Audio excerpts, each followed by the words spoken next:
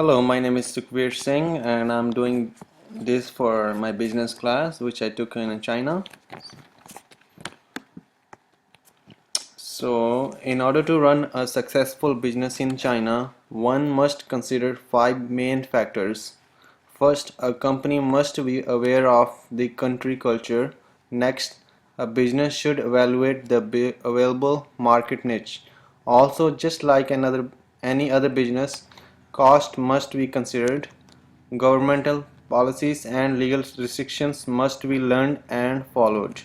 And finally, environmental sustainability is a crucial topic. Taking all of these factors into consideration is the wisest way to start a business in China. China is very ethnically diverse nation. The Han people make up the majority of the culture, but 55 other groups also exist. There are several different regions and cultures, all with their own unique dialects. With all of these dialects, two Chinese people can be speaking to one another and not understand what the other person is saying. For this reason, it is important to have all materials in Mandarin as well as have a regional interpreter to ensure that all messages get relayed in the appropriate manner. It is also important to ensure that separate culture customs are observed and respected from region to region. Long-term relationships are crucial in Chinese culture. A business must become familiar with the term guanxi.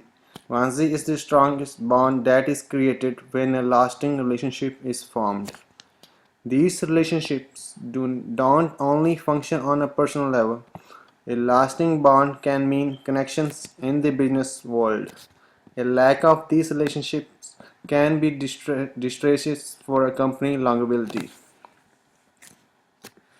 During Doctor Pius Liver lecture on urban fabric and people, we learned about a couple of customs and beliefs that the Chinese hold dear. First, they still rely on the teaching of Confucius. These beliefs are not outdated. They are still very relevant and permeate everyday life.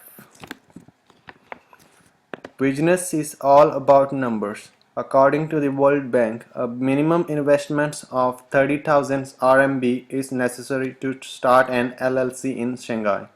Plus another 750 RMB are spent just to register the company and acquire basic forms and a company seal. I was surprised to find out that a government in China owns all of the land everywhere. That means if you build something, you may own the building, but the government owns the land under it. And the government can evict you at will. I knew China was a communist nation, but this level of insecurity shocked me. These insecurities carry over into the economy as well. China's rules and regulations can be unclear and constantly changing. As a result, many Chinese are very distrusting and highly sensitive to price changes.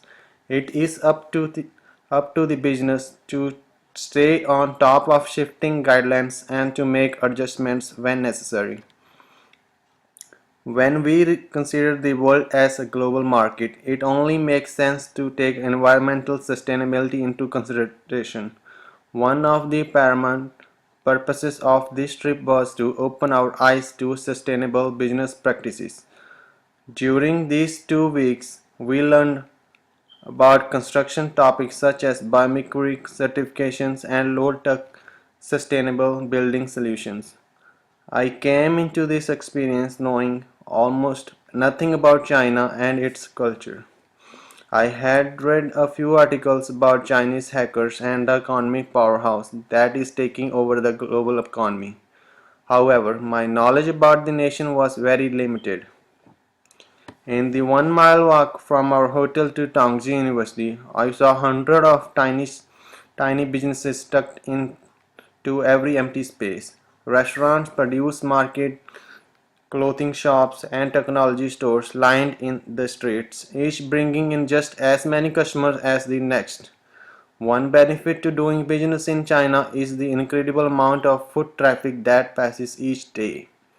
We as American people have an amazing opportunity to do business with a country that is finally opening itself up to a global participation. Thank you.